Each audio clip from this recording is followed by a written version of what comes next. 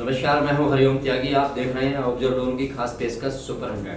Super 100 में आज हमारे साथ हैं Naresh Kumar Gautam. Naresh Kumar Gautam toy association of India के वाइस प्रेसिडेंट हैं और लिटिल टॉय प्राइवेट लिमिटेड के डायरेक्टर हैं। गौतम जी, आपका इस प्रोग्राम में बहुत बहुत स्वागत है। नमस्कार। नमस्कार। गौतम साहब, सबसे पहले मैं ये जानना चाहूँगा कि ये टॉय बनाने का आइडिया कैसे आया आपको? कैसे टॉय वाली इंडस्ट्री में आया?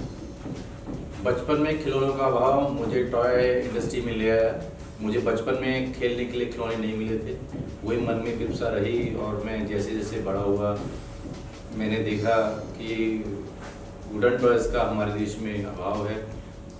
जब मैं छोटा था तो मेरे साथी उनके बच्चे मेरे साथियों के पेरेंट्स विदेश से इस तरह के टॉयज़ लेकर आया करते थे। मैं उनसे खेलता था और घर जाके बोलता था अपने माता पिता से कि मुझे ऐसे टॉयज़ चाहिए। तो वो बाज़ार में जाते थे तो उन्हें वुडन टॉयज़ नहीं मिलते थे। मैं ऐसा समझता था या सोचता था कि शायद ये पैसा बचाने के लिए इन्होंने ऐसा किया, मुझे टॉयज़ ला के नहीं दिए। जैसे जैसे मैं बड़ा हुआ तो मैंने देखा वास्तव में वुडन टॉयज़ का हमारे देश में अभाव है और मैं इस लाइन में आ गया। गौतम जी, इससे आपने देखा होगा प्लास्टिक के टॉयज़ और डिफरेंट मटेरियल्स के टॉयज़ हैं और वुडन भी टॉयज़ हैं। तो आई थिंक वुडन टॉयज़ एक तो महंगे पड़ते होंगे कंपैरिजन उनसे, तो ये दोनों में कैसे डिफरेंशिएट करोगे आप? मतलब वुडन टॉय ही क्यों आपने चूज किया? देखिए, प्लास्टिक और वुडन टॉयज़ में यह है कि वुडन जो है नेचुरल सोर्स है खिलौना बनाने का, तो इससे जो खिलौने बनाए जा रहे हैं वो बच्चों के लिए हार्मफुल नहीं है। और जहाँ तक महंगे की बात है, ऐसा नहीं है। प्लास्टिक में तो मोल्ड वगैरह में काफ़ी इन्वेस्टमेंट हो जाती है, तो हमारे इसमें इतनी इन्वेस्टमेंट नहीं रहती है। हमारे टॉयज़ प्लास्टिक के मुकाबले महंगे नहीं हैं। अच्छा नरेश जी, एक चीज़ और बताइए, आप टॉय एसोसिएशन ऑफ इंडिया के वाइस प्रेसिडेंट भी हैं, तो टॉय इंडस्ट्रीज कितनी बड़ी इंडस्ट्रीज है और इंडिया में कितना करीब इसका ये कंट्रीब्यूशन करती है, अगर आप उसके जीडीपी में या उसमें बात करें? 25,000 करोड़ की इंडस्ट्री है। Toy industry Indian toy industry है। ग्लोबली देखें तो 7 लाख करोड़ का टॉय मार्केट है। उसमें से भारत की भागीदारी मात्र 0.5% है।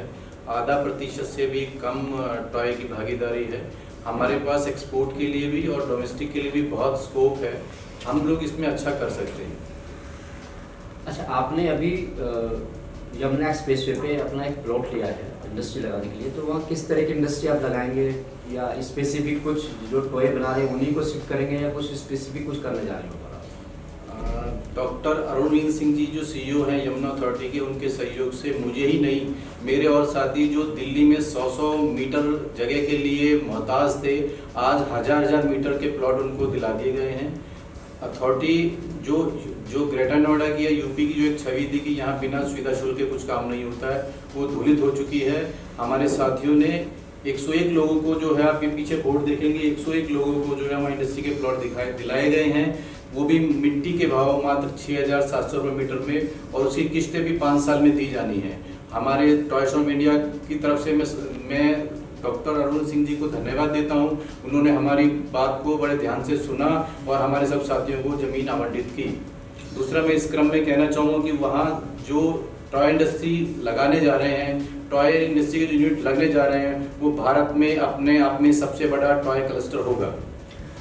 गौतम जी, जैसे अपने पीछे ये टॉय पार्क का एक हमने बोर्ड भी लगाया है, तो क्या बेसिकली टॉय पार्क क्या है? किस तरह की फैसिलिटी होंगी वहाँ पर उसमें टॉय पार्क के अंदर? और क्या से अभी तक जो टॉय पार्क इंडिया में यदि हैं तो कहाँ पर हैं और ये उनसे कैसे अलग होगा? ये टॉय पार्क की अपनी एक खासियत होगी। सबसे पहले मैं बताना चाहूँगा कि ये यमुना एक्सप्रेसवे पर सेक्टर 33 में प्लॉट हैं, जो एक साथ 150 प्लॉट आवंटित किए हैं अथॉरिटी ने। ये अलग इस तरह से होगा, यहाँ कॉमन फैसिलिटी सेंटर होगा, जो हमें अथॉरिटी ने 5,000 मीटर जगह बिल्कुल मुफ्त में दी है। वहाँ पर हम एक कॉमन फैसिलिटी सेंटर बनाएंगे, जहाँ पर हम लोग डिस्प्ले करेंगे अपने प्रोडक्ट। जो विदेश से लोग आएंगे, देश से लोग आएंगे, वहाँ सब हमारे सामूहिक रूप से जो काम कर रहे हैं सारे खिलौने वहाँ देख पाएंगे। हमारे जो इंडस्ट्रियल पार्क है वो एयरपोर्ट से मात्र 2.5 किलोमीटर की दूरी पर है। हमारा ऐसा मानना है कि भारत में भी कोई व्यापारी सवेरे अपने घर नाश्ता करके आएगा और यहाँ हमारे टॉय सेक्टर में आएगा, 4 लोगों से मिलेगा और शाम को डिनर भी अपने घर जाके कर लेगा। अच्छा, जैसे आपने बताया वहाँ पर 101 से ज़्यादा फैक्ट्रियाँ टॉय फैक्ट्रियाँ लगने वाली हैं, तो वो सारे टॉयज होंगे, वो किस किस तरह के होंगे, उनकी कुछ स्पेसिफिकेशन, जैसे आप वुडन बनाते हैं तो वो डिफरेंट काइंड हो गया आई थिंक, जैसे जी जी, वहाँ पर सब तरह के सॉफ्ट टॉयज भी होंगे, वुडन टॉयज भी होंगे, प्लास्टिक के टॉयज भी होंगे, बोर्ड गेम के टॉयज भी होंगे, झूले और राइडिंग भी होंगे। वहाँ पर देश की बड़ी बड़ी कंपनियाँ आ रही हैं, जैसे नटखट टॉयज हो गया, फंजो टॉयज हो गया, लिटिल जीनियस हो गया, एंड अव्वल क्रिएशन हो गया, प्ले ग्रो हो गया। ऐसे तमाम अनगिनत नाम हैं जो मैं आपको बता नहीं सकता अभी। गौतम जी, काफ़ी सारी चीज़ें हमने पूछी आपसे। अगर यदि कोई टॉय इंडस्ट्री में या टॉयज का कुछ काम शुरू करना चाहता है तो उसके लिए क्या कहना चाहेंगे आप? टॉयज में भविष्य बहुत अच्छा है। जैसे कोरोना काल की बात करूं तो लोगों के व्यापार बहुत पीछे चले गए हैं, लेकिन हम टॉयज वालों के लिए कोरोना काल वरदान साबित हुआ है। इस काल में हम खिलौने वालों के पास इतना काम है कि शायद पीछे मैं इस लाइन में 30 साल से हूँ, शायद पहले 30 साल में मेरे पास इतना काम नहीं था। अच्छा, यमुना एक्सप्रेस वे सिटी ही क्यों चूज़ किया आपने ये क्लस्टर बनाने के लिए या पार्क बनाने के लिए? उसके पीछे क्या कारण है? इसके पीछे कई कारण हैं, उसमें से जो बड़े कारण हैं मैं बताना चाहूँगा कि एक तो यहाँ पर इंटरनेशनल एयरपोर्ट बनने जा रहा है, जो बन गया है, अलॉट हो गया है, अब तो वहाँ कंस्ट्रक्शन भी शुरू हो गई है। दिल्ली एनसीआर में इससे सस्ती ज़मीन कहीं पर भी नहीं है, इतनी खुली ज़मीन कहीं पर भी नहीं है ना। अगर आप और तरफ जाते हैं तो कहीं पानी की समस्या है, तो कहीं सीवरेज की समस्या है। तो ये नया शहर बस रहा है, ना यहाँ पानी की समस्या है, ना सड़कों की समस्या है, यातायात के साधन यहाँ बहुत अच्छे हैं, तो इसलिए हम लोगों ने ये जगह चुनी, number 1। Number 2, doctor Arvind Singh जैसे अधिकारी पूरे देश में होने चाहिए, जो उद्योगों को इतना बढ़ावा देते हैं, जिनको हमने मात्र एक बार रिक्वेस्ट करने से उन्होंने बोला आप कितने प्लॉट चाहते हैं, तो हमने 150 की डिमांड करी, तो हम मात्र 135 लोगों को वहाँ लेके जा पाए, बिना किसी सुविधा शुल्क के। मैं निसंकोच दोबारा से कहना चाहूँगा, बिना किसी निःशुल्क के हमें जो है ज़मीन दी गई, घर बुला के ज़मीन दी गई, हमारी आवश्यकता के अनुसार, हमारी जो है लोकेशन के अनुसार हमें ज़मीन दी गई। तो ऐसा जो है शायद इतिहास में पहली बार हुआ है, और ये डॉक्टर अरुण सिंह जी ने इतिहास रच दिया है। यमुना एक्सप्रेसवे को आप 5 साल बाद कैसा देखते हैं? ये पहले से कम नहीं होगा।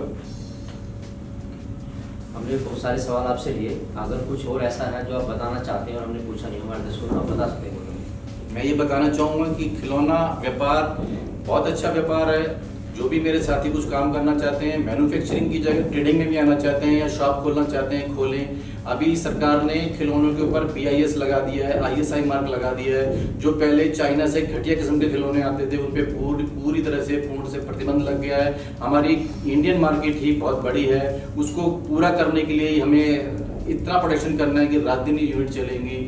दूसरा, प्रधानमंत्री जी ने अपने भाषण में खुद ये स्वीकार किया है कि ये 7 लाख करोड़ की ग्लोबल मार्केट है, भारत की दावेदारी मात्र 0.5% है। हमारे बड़े बड़े प्लेयर जैसे रिलायंस जैसे लोग, टाटा जैसे लोग इस फील्ड में कूद चुके हैं। रिलायंस ने पूरे संसार के हेमली स्टोर खरीद लिए हैं, उसके भारत में 125 से ज़्यादा स्टोर हैं जहाँ खिलौने बिकते हैं। तो आप इस बात से अंदाजा लगा सकते हैं, जब रिलायंस जैसे लोग टॉय इंडस्ट्री में आ रहे हैं तो इसका भविष्य कैसा होगा।